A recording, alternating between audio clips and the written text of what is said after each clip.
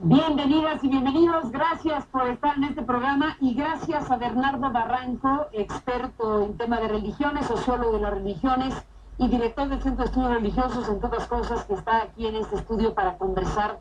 Bernardo, hola, ¿cómo estás? Buenas noches. Bienvenido.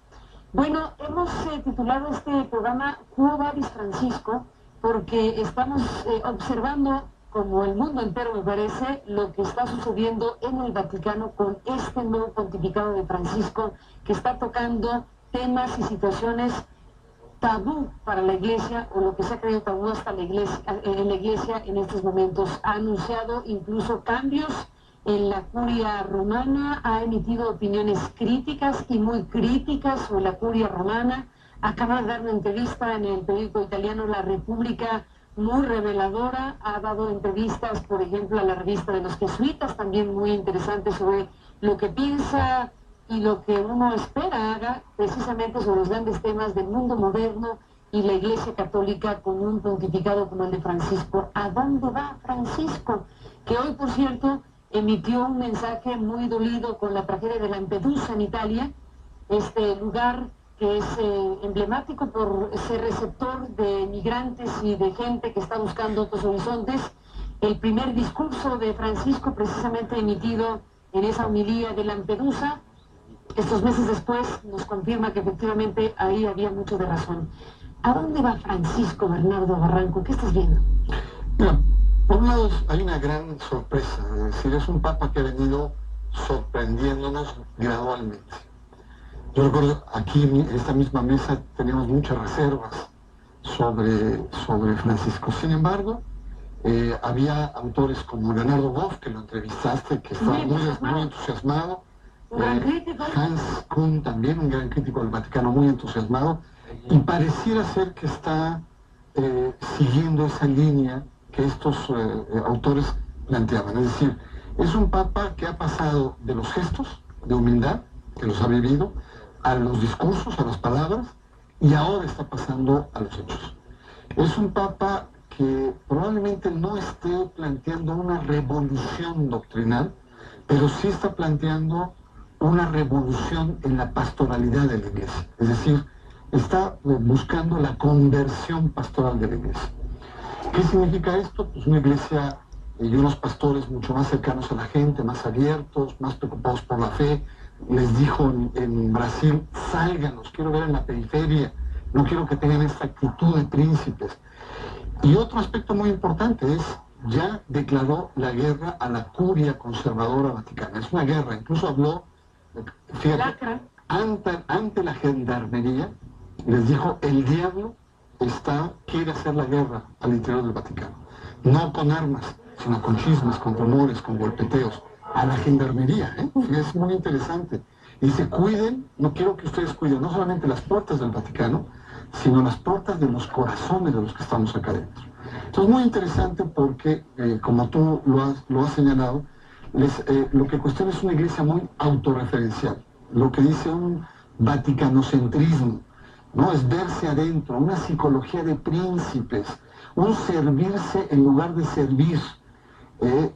Y son palabras muy duras en esas entrevistas, y lo que plantea el último punto... No carentes de razón. Claro, el último punto que me parece muy interesante para entender estos grandes cambios de Francisco es: basta ya de esta obsesión por la agenda moral. El aborto, el tema de la mujer, los homosexuales, los divorciados vueltos a casar. No podemos seguir siendo obsesivos con esos temas. El Evangelio es mucho más complejo, más abierto, ¿no? Y en tanto él dice, bueno, está el Evangelio social, es decir, la justicia, la pobreza, los temas de los derechos humanos, etc. Creo que el Papa, más que una gran revolución, se está yendo al centro, es decir, apliquemos el Vaticano II. Recuperemos esta actitud, digamos, de apertura, de diálogo con la cultura moderna. Y esto pone de cabeza al conjunto de los grandes poderes, porque realmente está removiendo inmensos poderes al interior del Vaticano. El tema de los homosexuales también fue un tema que fue muy sorprendente en voz de un papa tan tempranamente, que apunta hacia dónde. No cambia la doctrina, no cambia lo que en principio plantea la Iglesia, pero sí la actitud de cómo tratar a los homosexuales. ¿Quién soy yo para juzgarlos? ¿Quién soy yo? Dios ve en un homosexual un ser humano, ¿no? Es decir, Él no está diciendo cambiemos la doctrina de la Iglesia frente a la homosexualidad. La Iglesia lo acepta siempre y cuando el homosexual sea célibe. Este es un principio que está en el catecismo. No lo ha cambiado. Sin embargo, dice, oigan, no seamos tan rudos, tan homofóbicos, tan aplastantes. Son seres humanos. Acojámonos, abrámonos a este universo. Yo creo que esta pastoralidad que está mostrando son cambios, lo de la mujer también. Antes de la mujer, el celibato, déjame presentarte, se abre la puerta a partir precisamente de las declaraciones, no necesariamente de él, pero de su entorno inmediato. De su futuro secretario de Estado, que no es ni más ni menos que el número 2, Pietro Parolin se llama, que es nuncio en Venezuela, y que él habló diciendo, pues hasta donde yo sé no hay ningún, no está en la Biblia, no es bíblico, no es teológico, sino es algo que se vino implantando el celibato y que puede ser revisable, lo cual sería una verdadera revolución. Una revolución en la Iglesia. Yo creo que Francisco está como replanteando aquellos temas que estuvieron en el Concilio Vaticano II, que los sectores conservadores archivaron y congelaron, y lo único que está haciendo es decir, señores, si no nos abrimos a esto, este barco, como él lo señaló, se nos va a caer como en cascada la Iglesia. Estamos obligados a abrirnos frente a esto. Ahora, la derecha está realmente colapsada en este momento, ¿no? Está realmente muy... Incluso hubo... ¿Quién es la derecha? Son los viejos sectores. ¿En la curia específicamente? En la curia hay 3 grandes corrientes, que está el lobby de los gays, ¿no? Que incluso malinterpretaron esta expresión que utilizó el mismo Papa Francisco. Está el grupo de los cuervos, que es Angelo Sodano y todo ese grupo, los cuervos le llaman. Y está que está ya de salida, que es la, por cierto. Y es la vieja guardia boitiliana, por así decirlo. Y está el ala cortesana de Benedicto XVI en torno a Bertone. Francisco no se identificó con ninguno de estos grupos. Sin embargo, Francisco se le ha percibido solo, sin aparatos, sin estructuras, sin operadores. Recién ahora está haciendo algunos cambios. Incluso algún cambio que hizo en el Banco del Vaticano, que nombró un representante, digamos, los sectores conservadores le cayeron encima y le sacaron un pasado tortuoso a este pobre suizo. Le sacaron amores que tenía con un gendarme, escándalos en Uruguay, etc. Lo cual significa que efectivamente hay jaloneos duros. Por lo tanto, entonces, la fuerza de Francisco no está en la curia romana. La fuerza de Francisco está, sobre todo, en la inmensa popularidad que ha ganado, ¿no? Y sobre todo después de Brasil, que fue un viaje exitoso.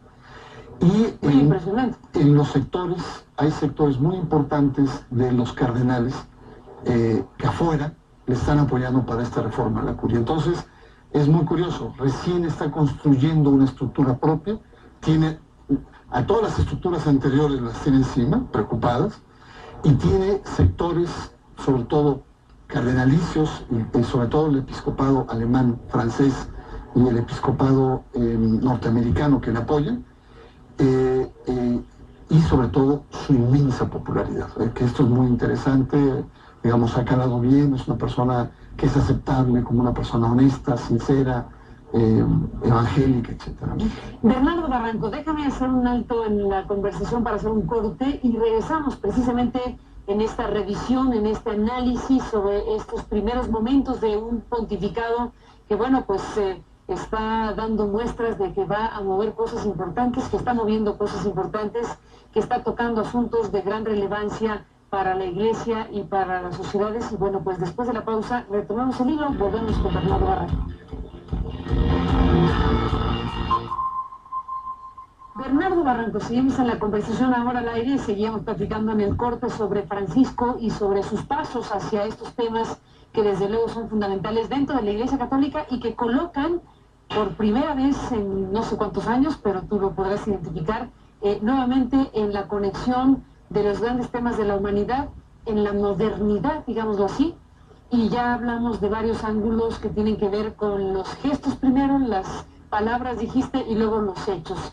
Y los temas, las mujeres, los mensajes, en la fase gestos, palabras, ha dicho discursos importantes. ¿Y qué supones que harán los hechos, utilizando tu propia herramienta de análisis? Bueno, también aquí era un tema, el tema de la mujer, como sellado, como clausurado. ¿Era, dices? Sí, porque el Papa lo ha reabierto. Es decir, la mujer no tiene lugar en la estructura religiosa de manera preponderante. Llámese sacerdocio y otras formas.